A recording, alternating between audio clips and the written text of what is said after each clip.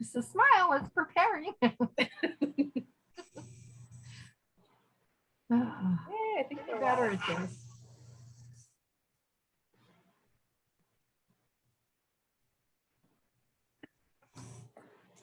There we go. We are live.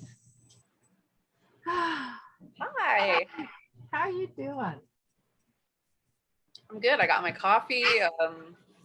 I've recovered from my 2-year-old's waking up before dawn for the full moon, apparently, and now I'm ready to go.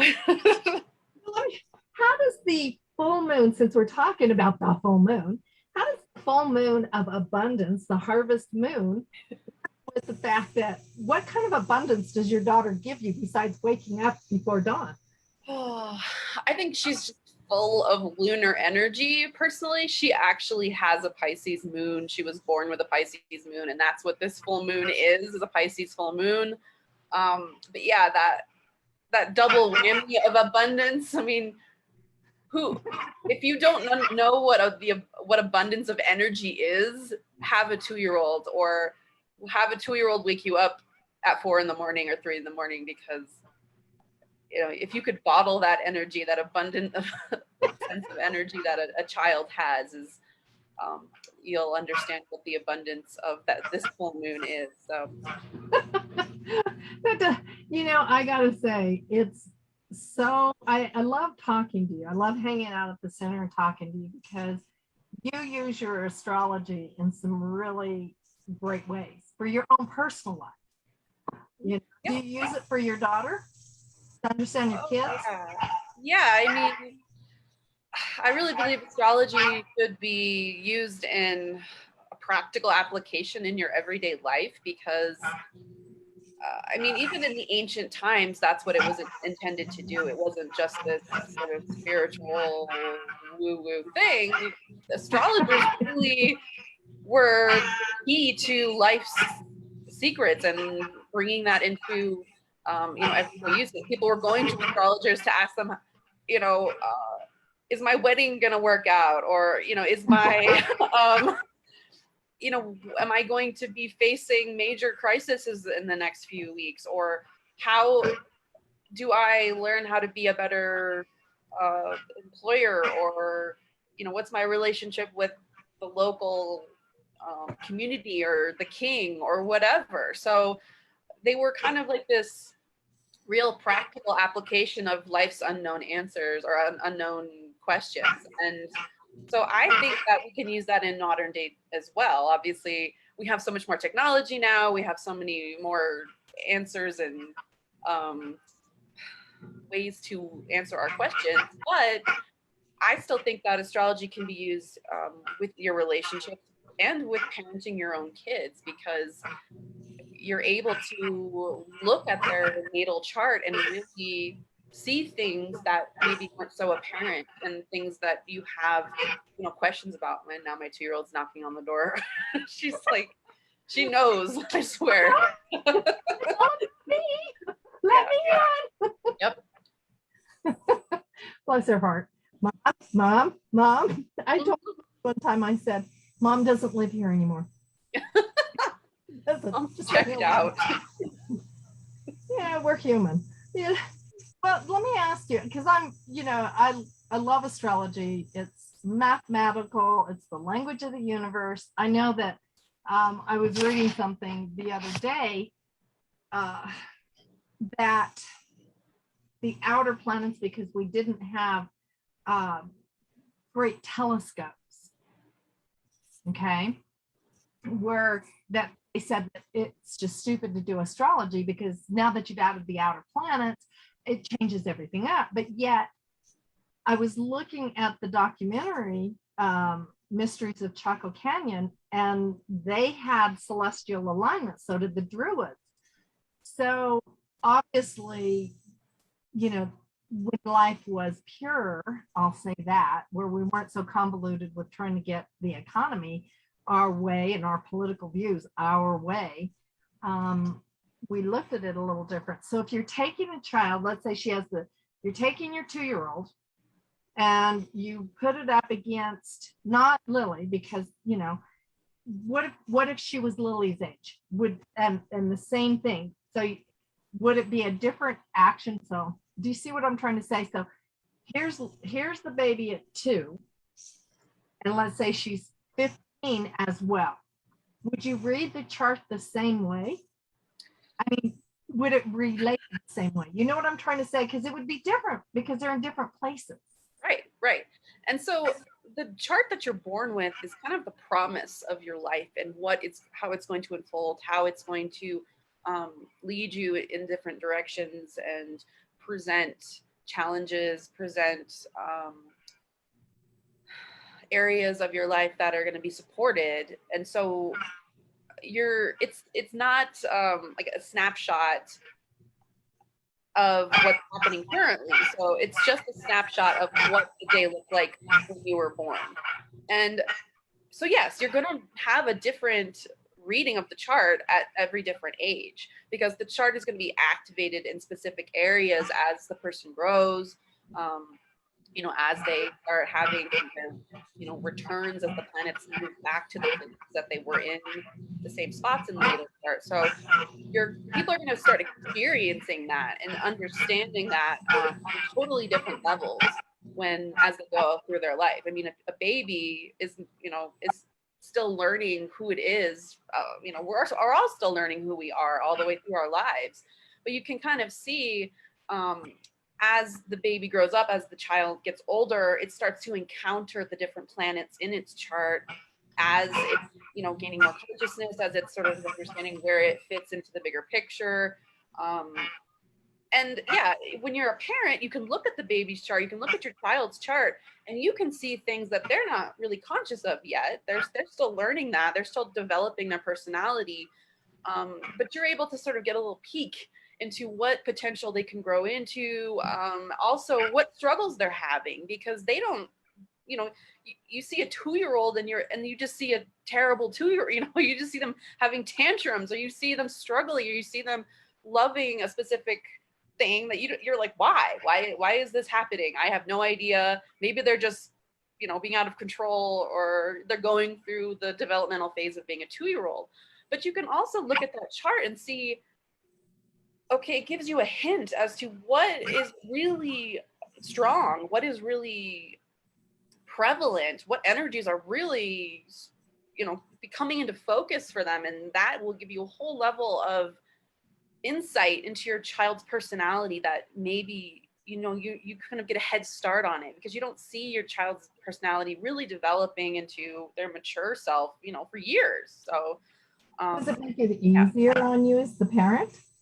I think it does. I mean, as a parent, you're constantly questioning everything anyway. You're going out and Googling things, if you don't understand why your kid is acting this way, or you're comparing your kid to your neighbor's kid, or your kid to the kid in school, or your kid to other kids. I have a 12-year difference between my 2 daughters. So it's like I have, only one thing to compare to, and she's already a teenager now. So, if you have 2 kids who are born very close to each other, then you're just going to be comparing them like all the time, because you've just gone through that developmental phase that the other one went through. So you're like re-experiencing it, and in different ways, because of course their charts are different. Right. So their charts are different. And my 2 daughters' charts are very different because they're born so far apart. I mean, if you're born very close to your sibling, you're going to have a lot of similarities, between, at least, like you said, the outer planets. They don't move very quickly. So you're going to have similar stuff going on with your siblings. So yeah, it really helps, I think, clear up a lot of judgment or a lot of confusion, a lot of like projection that we do on our own kids, because that's such a huge danger that we're always struggling with as parents. And we want to let our kids be themselves. We want to let our kids have their own identity and not try to like change them or mold them into what we want them to be, which is really difficult, right? We all do that. So astrology, I think, gives that amazing power to help you separate your own projections from your child, because if you go back to that natal chart and just look at it objectively, and try to remove your own intentions on what you wish could happen, then it really, I think, relieves a lot of the pressure that you put on your kid and yourself as to be a good parent. And it also empowers your child to let them be themselves, and you get to appreciate them as themselves. Well, I know it was really great when you just did Lance's time frame for when he passed, because I was really struggling with things, and you helped really clear up a lot of stuff for me. It was a time of transformation, and what better transformation than to wake up on the other side. It's not real comfortable for me, wasn't what I wanted him to do, but it was his journey in life, and he could have gone either way. Could have had this great metaphysical awakening and healed, or he could have gone the other way, and he wasn't going to. He didn't get the oxygen necessary. So, I was always told, remember we were talking to your speaker, Michael Bartlett, this weekend about Tom Brady and the person who did my very first natal chart and, read for me. And he told me there's 7 windows of opportunity, basically, that people have of exiting. And that was really, so I knew that it was his turn. I didn't take it personal anymore. It helped me let go a little bit more of the responsibility, because moms are supposed to save their kids. Yeah. And so it helps. It really does help. It really does give a sense of relief that we don't put everything on ourselves. We can't control everything. What do you mean? I do not believe that for a minute. No, I'm joking. Well, I mean, especially with our kids, it's so hard to not just put the burden of everything that happens to them on us, and all the decisions that we made as a parent, what we could have done right, what we could have done wrong. That's just stuff coulda, woulda, right? Every single parent deals with. And while I think you should definitely take your own responsibility as a parent and do everything you possibly can do to be the best parent you can be, looking at your child's natal chart helps you be a better parent, because you can see the ways that you're pushing them or trying to make them do the things that you want them to do, even though if you think it's the right thing.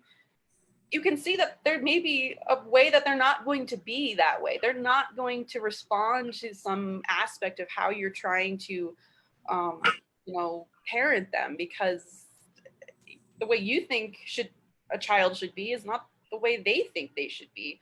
So it's a delicate balance, really, and I think astrology gives a little bit of a opportunity to relieve some of that control, give away some of that pressure, give away a little bit of I don't know. It's so, I mean, if you're a parent, you understand this. I mean, even if you have some type of relationship where you feel that burden of responsibility, that burden of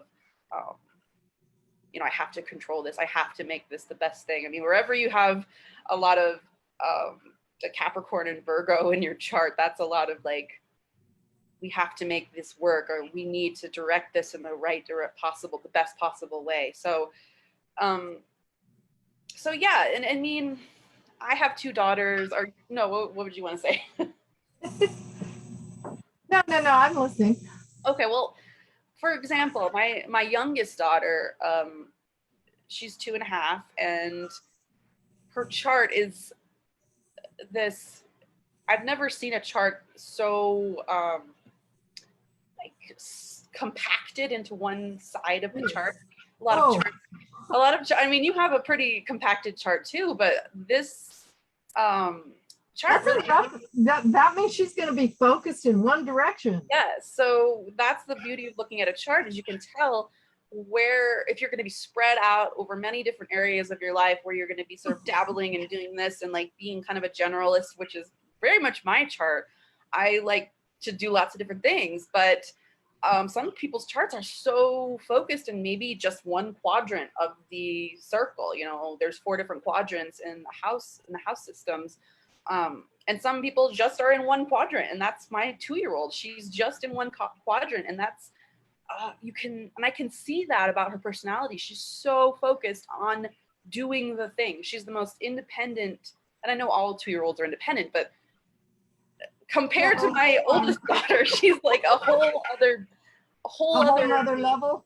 Yeah. And my oldest daughter had a lot of air energy. She was a Gemini. She's a Gemini. She has Aquarius rising. So she talked really early, like 18 months. She was talking like, I have video of her and people are like, I can't believe she's only 18 months. So she was my first child. I had nothing to compare it to. So I thought that was just normal, right? I thought that babies just talked early or whatever.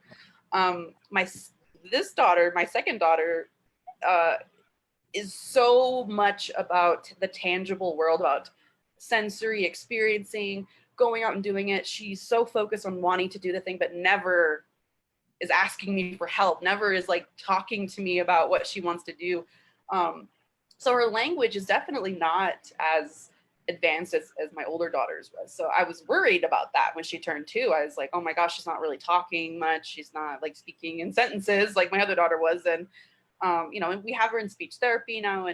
But it was really hard for me to not freak out about that because I was worried about her. I wanted her to be normal, right? I wanted her to be articulate her needs. Right. I wanted her to talk to me like my older daughter. Lance didn't talk. He was telepathic. Right. And the thing is, there's so many ways of communicating.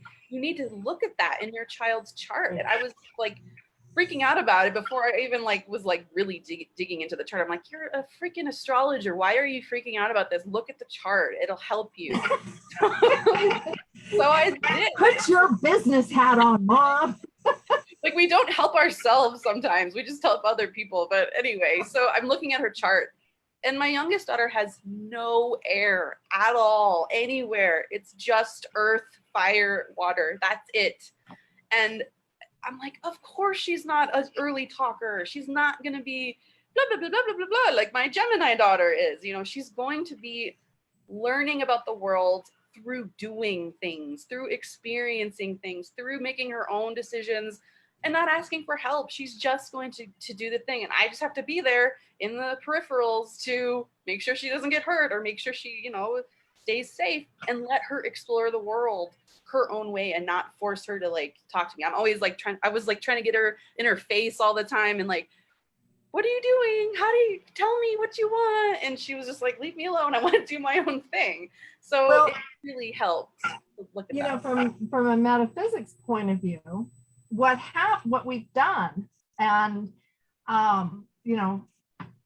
for the past 10,000 years is we have created rules that have suppressed that independence.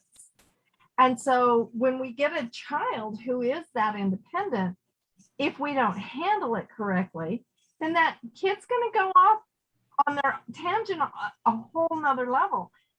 We're trying to let people understand, and I think this is what you're trying to say, is that each child is the individual. If you express their gifts, if you support that independence, if you support that early talking with writing or orating, or, we can bring our children more to the more advanced levels of awareness on a spiritual basis, not just, you're going to go out there and because you talked early, you must need to be an attorney because then you could go out there to court and you could do this, because maybe they're supposed to be a poet who does poetry slams. We have too many rules. That was my problem. If my parents had had a guidebook, if they had been any way, shape, or form interested in understanding metaphysics and had my chart done, I think my life would have been way different. But the rule is you shut up, you looked demure, you looked down when people came towards you so that you weren't a bold hussy, and your independence was totally squashed. My father wouldn't even invite me over for a holiday meal. And he says, unless you're married. And I'm like, what? I don't have to eat at your house. I'm good with who I am. But those were the rules. You had to be married. And, my daughter, we were talking about this. She goes, if I wanted a demure mom, I sure picked the wrong one. I've never taught it my child or my son, either one, or my grandkids, you look people in the eye, you shake their hand, you are a whole being, no matter what your size. Yeah. And it's interesting because you said, we have all these rules that we're trying to live with, and over the generations of society and culture, we've added more rules and changed the rules. And well, we're also born with the rules in our chart. We're really only guided internally by those rules that we were sort of given as a blueprint. Like we were given this map when we were born to follow. And that's the stuff that only really makes sense to us. That's what we're trying to follow, trying to manifest, trying to live, trying to create in the world. And then of course we're bouncing off of everybody else's chart. Everybody else has their own rules. Everybody's living and then of course we're living in the chart of our country. We're living in the chart of our city. We're living in the chart of our world. Everybody is working and manifesting and living their own chart. So let me ask you something. Speaking of and birthing and where we go. So you're not from Albuquerque, okay? But you had your one daughter here. Did you have Lily here too? No, my oldest daughter was born in Durango, so she's a Colorado baby. But yeah, so not real far. But not real far. I mean, it's not like New York. Nope. Right. So here's I guess what I'm saying is that what happens when you gave birth and they resonate. She's born in Durango, the other one's born in Albuquerque. Do you resonate to the area of your natal birth, or do you do location charts for like when they're older and that changes? Does that change in their chart? Like they no longer resonate, they no longer need to be here, but they do need to go to New York? Yeah, there's a whole like subculture of astrology, or a whole sect of astrology called astrocartography, and it sort of plots your birth chart across the globe, like a global arc of where each not moving to Russia, it's cold. Yeah. So it does sort of show you where the lines of your birth chart cross the entire globe and where those lines will resonate with you. So it can tell you where you should be traveling, where you may feel the most comfortable, where you're going to find specific events that are related to the planet. So, there's like a Venus line, which people look at to go to find relationships or partnerships or marriage or love. So wherever the Venus line, wherever the Venus line goes across the country or across the globe, that's where you should go for love, So we should look at That's what my problem is. I stayed in New Mexico. I did go to Toronto and I loved Toronto, I have to admit, but I didn't find the love there. I found love with that person, even here in the Southwest. So maybe I should pick a different location. Yeah, you can cast a chart. You can cast the chart or relocate the chart. That's what it's called. You can relocate your birth chart to where you currently are, and it will change how the chart looks a little bit, how the house system will be adjusted. Not if you're really already close to your birthplace, right? Yeah. I mean, it won't change that much. That's depending on. I'm Gallup. Gallup is my birth. Yeah, so it's not super. Yeah, it's not good. No, but I'm thinking, there's got to be reasons why people pack up and they become these amazing successes in the arts. Or, I remember this one kid that I went to school with. He had a brilliant mind. None of us realized it. He was just Ricky, and he just was a hot mess in elementary school. I mean, he ADHD, it was because his IQ was so high. He actually graduated college when he was like 15 and got his master's and PhD and everything else, and was somewhere because his dad got custody. His mom was not a good parent for him. And so he ended up living with his dad, and he just went bam to Texas. I think his dad was in Houston or something. But this kid was a hot mess when we were little kids. I mean, he got A's on all his papers, and I'm like, yeah. Well, we also can look at progressions too, right? We can see how you evolve throughout your life with astrology. We start off with the sun in a specific sign, but as you progress and get older, through your years, you start moving from that sign to the next sign, and then you start experiencing what it means to be, if you were born in Aries, then you start experiencing what it means to be a Taurus, sort of in the middle point of your life, or, depending on where your sun is at.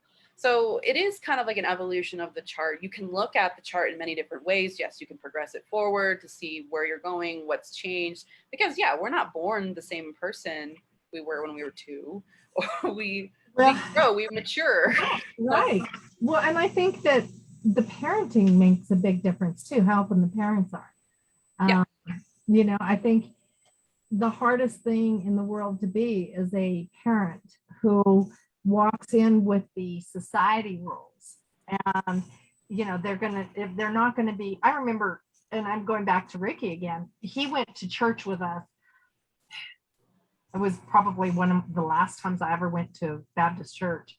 I was raised Baptist, so he goes to church with us because he's down the street. And anyway, he goes to church and he goes, "Do you understand what they're saying?" And I said, "Yeah." And he goes, "This is wrong. This is just wrong." He had tears in his eyes. And I was like, "Yeah," because I didn't, we were little kids. We were like 9, 8 or 9. And it was right before they wouldn't baptize me because I didn't believe their philosophies when questioned. And I think that that's the thing that's the bothersome part for where we're evolving as a spiritual community. There's people who go in and they say, well, this is wrong to do and that's wrong to do. And so everybody has to believe their way instead of understanding the uniqueness of all of us. Yeah. It's a it's a long, complicated road, but we're pretty lucky to have the tools that we have to help guide us, to help our kids become the kids, the adults that they're going to be. And if we can keep an open mind as to, that each individual person is on their own path, and then they need to find their own way, and just sort of, use the tools that we have to understand that, help them.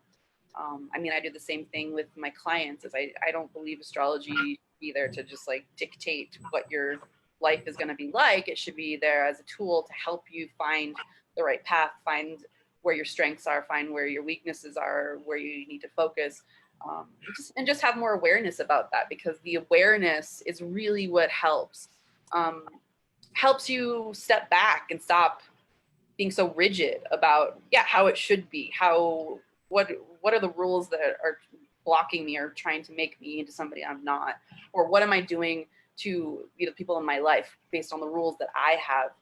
They may not have the same ones you do, obviously. I want to make sure that we all know we live in a society that has rules that are good and helpful for people as well. We shouldn't get rid of all the rules, but we do need to be aware of them. We live in a culture where some people don't have that freedom to do whatever they want because they have their own rules. So let me ask you a question. So if somebody has a child, you get their natal chart. Children change, lives change very quickly. Mm-hmm. They're growing in their mind. Would it be different to do their progressives differently than how would you go about guiding the child through those formative years that are so important? Because in metaphysics, I tell people it's really important for you to keep your kid active and going past that 7-year mark, because those are the years that the personality kind of solidifies, and by the 7th year, the habits, the things. But how frequently what's the difference between what you're doing with your 14-year-old versus your 2-year-old? Do you read the 2-year-old more quickly and the 14-year-old not so much? And then as you get older, just do the 1 year, how your year in question looks, or 6 months? How's the best way to use the information at hand as an astrologer and a person? Well, you definitely can't look at all of the planets until the kids start getting a little bit older. And you can look at the moon, obviously, because it moves the fastest, and you can sort of look and see through the first months, the first years of their lives, how the moon is affecting them, how it's moving across and activating specific planets. And then, you go through the next quickest moving planets, the sun, Mercury. You can look at Venus and Mars. I mean, the sun comes back obviously every year, so you can have a birthday reading. You can look at, see what has changed, what's moving. Progressions are going to be a little harder. You're probably going to wait a little bit longer to look at progressions, because not much is going to be changing in the chart until they're a little bit older, a few more years past, 7, 10, 12, 20.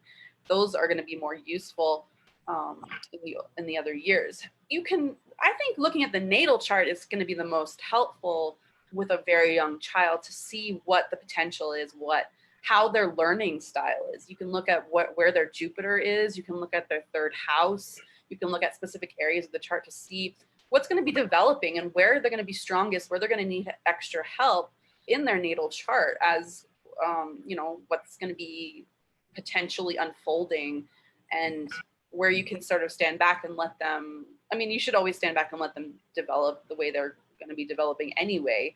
But when they're very young, it's really just sort of seeing them grow and identify with their natal chart, because they're so early in their life. They're so right.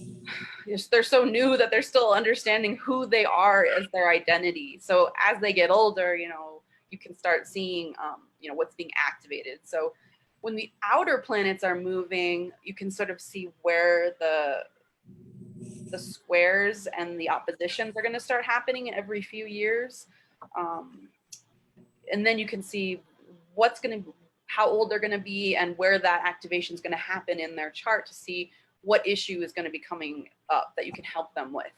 Because it's all part of the challenges and growth that we're going to be dealing with in our life. And every kid is going to have their own, points in their life that are going to be challenged. So you can be there to help them and find that in their chart and where it's going to happen. So astrology is great because you can look ahead and predict, right, and help guide yourself and your child.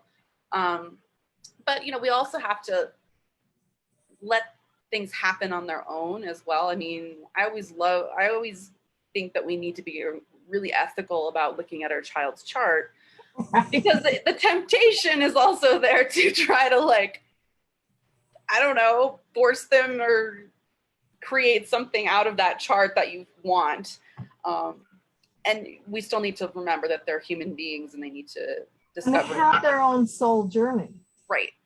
So our concept of their soul journey is not, but right. It's my daughter was a whole world of difference. She was one of those very nice, stable people. And Lance was like, ding, ding, ding, ding, ding, ding, ding. And there was no way I could have treated both of them the same. Right. As a parent, you have to know that anyway.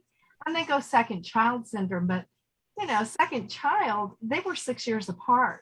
They weren't, they were far enough apart that I was getting one off to first grade and gave birth to the next, and it's like, it was interesting. They were never in the same school at the same time. There wasn't this community.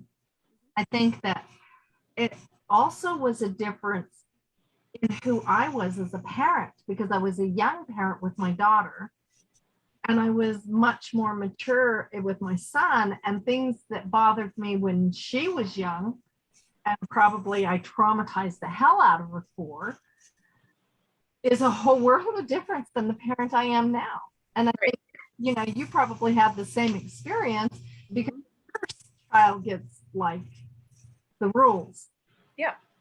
They have to be clean. They can't go to this market with a dirty face and.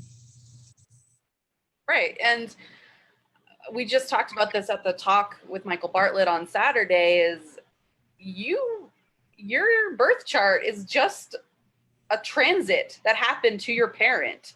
So that birth chart was just the planets activating your parents' chart on that day you were born. So we're always looking at the interaction between our charts, our kids' charts, what was happening on that day, anything that's happening on a day, your kid starts school, your kid's born, your kid gets into his first fight or whatever, it's going to be an activation of your chart as well. So we always need to look at both of them. You kind of can you go back to that time for parents? Yeah, that's the great thing about astrology is you can move time backwards, you can move it forwards, you can see what's going on, what happened, why that happened. My mom started doing astrology when she was in her 60s. And she gave us all these nice little binders of our chart. And she looked at me and she goes, I don't think Lance's is accurate. And she I think I just said that screwed up. Then she got the programs. And I can't remember the name of the program, but it's made life a lot simpler for people. But let me ask you the difference. Do you still do some things by hand? Actually, way before there was computer stuff. Well, I had to learn how to do a chart by hand for the certification. And I actually, before I got my own software and I was just kind of dabbling around on the internet looking at charts, I actually liked to draw my own chart. And this was just basically a copy of what I found on the internet, but I wanted to make it like prettier. And I love drawing. I love painting. Right. I've always been like artistic and creative. So I actually like painting people's charts. And using sort of like a color coded where the energy is like the most intense and like painting a big like explosion of whatever type of energy is going on there. And of course, I always like using hula hoops to make the chart as well, putting objects into a hula hoop, where that represent the planets, and then, putting ribbon or string across between the relationships, the aspects between the planets, and making it like a physical, tangible thing, because it really helps you understand the energy of the chart in a different way, and to make it more fun, more creative, more, sort of just something you can play with. And yeah, I'm lucky that I was born in a time, or I became an astrologer in a time where it's just like you type in the information and poof, there's a chart, versus like having hours. I don't know how long the computer computer software has been around, but yeah, I think it's valuable to know how to do it by hand, because it really gives you a level of respect of how hard it was or how much time it took to really calculate a chart, and how accurate you had to be, very detail oriented, versus letting a computer just do it automatically. But the benefit of having a computer do it is like you have more time for the delineation, you have more time to look into it, you have more time to study it, and formulate. I mean, I couldn't be sitting at the psychic fair and be calculating charts for people all day if I had to do it by hand. So it helps really, give people the information that they need, as fast as possible, as quickly and accurately as possible. So yeah, you wouldn't have been handing me Lance's natal chart going, I think I made a math error, because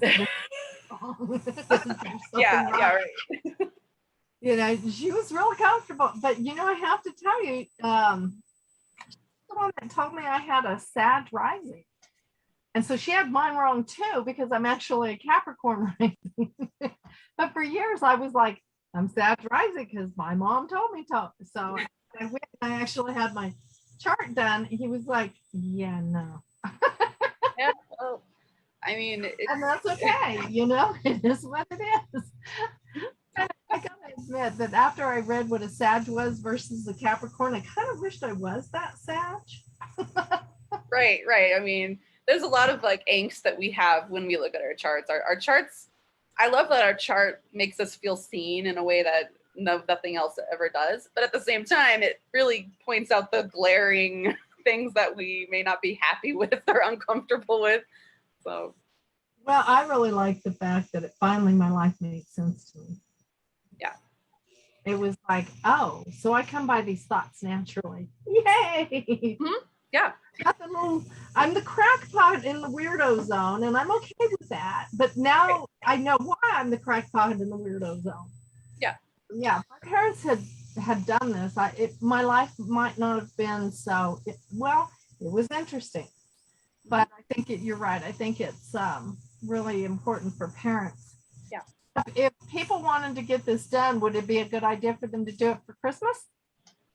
Oh yeah, definitely. I mean, the thing about Christmas is at the end of the year, so we're already looking forward to what's going to happen next year. We're wondering, what's going to be moving through, what's coming up, and it's great to have an astrology reading as a Christmas present, just because it helps you, like we've been talking about, helps you understand yourself a little bit better.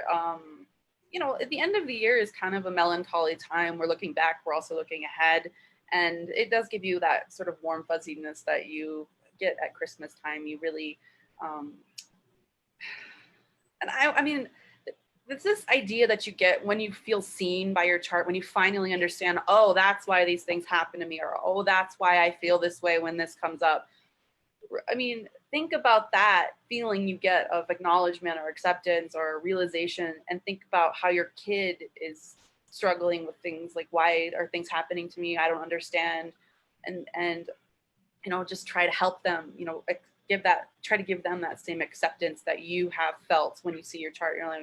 You can tell them, look, if you want to give your child a Christmas present, that's a great thing to do.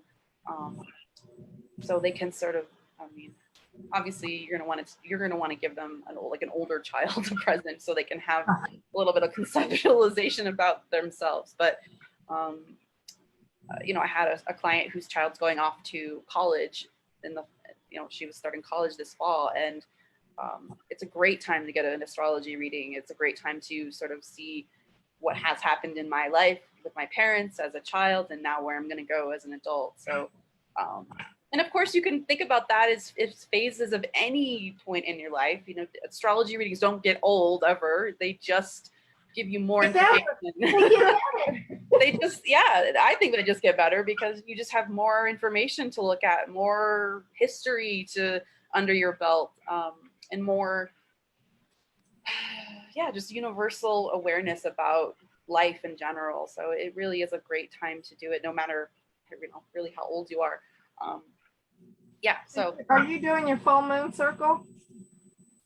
I did a full moon circle last month, but I normally do new moon circles. So I'll be doing a new moon circle. I already had the one for this month, and then I'll do one in October, which will be exciting because October is my favorite time of year. So.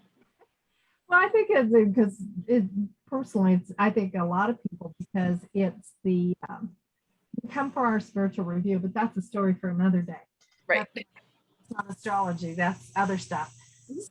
If your hours have changed at the center, I want people to remember that you're not on Saturdays right now, but you can still do readings in person at the center. So how do they go about finding you? Well, I've updated all of my hours on the website. So if you go onto resonantessentials.com, you click on practitioners, you go down to my name, then I will have my calendar is totally updated. So I can do readings throughout the week, Tuesday, Thursdays, depending on availability. So if you're looking for an afternoon reading on a weekday, definitely check that out. I'll be available. I can take maybe some readings here and there on Saturdays. So if you really do online, right? Right. I can also do online readings, through the week and on the weekend. So if you they don't have to be in Albuquerque to get. Yes, if you would rather be online, some people prefer that because they can look at the chart, on the screen. We can go over stuff. I record the video and then send it to you. So if you're more of a visual person and you don't want an audio recording, which is what I do in person, then book online and we can do an online reading. So you can have the video, you can come back and watch it later. And I've come back to readings years after to see, what unfolded and how that actually manifested in a way I didn't experience it. I'm trying to see if there's anybody who put any questions in. Of course, that's the bad thing about being through Zoom. It's also a good thing because we get to have a conversation. So I'm going to go in and try to see if I can see if there were any questions. So hang on a second. I don't know if I can do this. No questions yet. So we will tell everybody that, hey, if you want to send questions into Johanna, if you want to make an appointment, she is readily available. I'm here. And I'm yeah, so glad you came and joined us. I'm so glad you're our person. no, I feel really fortunate. Fortunate is like the astrology word. I mean, I'm always like, I feel really lucky in my life a lot, honestly. And I know some people like say blessed, but fortunate is the word I think to use for this, that I found the center in you and everybody. So. Well, I know that there's a lot of times that people prefer their chosen profession. Like if they're tarot readers, they prefer to get their information through tarot because that's what works for them. But I find if I pull everything together, then I can make some conscientious decisions about where I want to go and what I want to do. So I need to look at a few things. So I will be contacting you myself. Yeah, definitely. You never have to. I'm up for my 6 months. I try to do it every 6 months, but I think I blew past my birthday. And so I'm late. Life has been kind of interesting. I'm deep diving into my own stuff and my own spiritual growth, but I do need to get with you. Thank you, dear.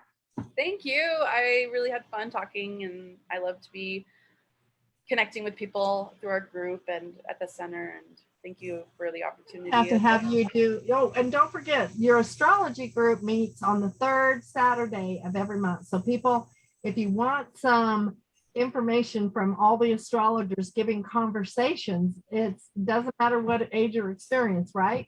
Well, yeah, we have some beginners in our group. We have professionals. We have like a lot of people have just been studying astrology on their own. Most people are self-taught in astrology just from books. They're all big book nerds, as you can see in the background, that they just collect astrology. You still have those books over there. I was going to ask. I know. Out there in the yard sale. Yeah, I actually have an idea about those books. So if they're still there, I have an idea about where to send them. But if you would like to join the group, it is the 3rd Saturday of every month. Next month, we're just going to be a casual roundtable discussion next month about the current transit. So if you're wondering what's happening in the sky right now and want to talk about it just in general, like how that energy is showing up for the world and what's going on, we'll be talking about the transits on the 3rd week of October. So hopefully we can see you there, and just come on by. We'll be there. And don't forget, catch her forecast, weekly forecast. She'll give you the highlights. Yes, I did it yesterday. Sorry, it was a day late, but it's there now. So that we're working on it. Our all schedules pull together. So yeah. we'll talk to you soon. Bye, guys.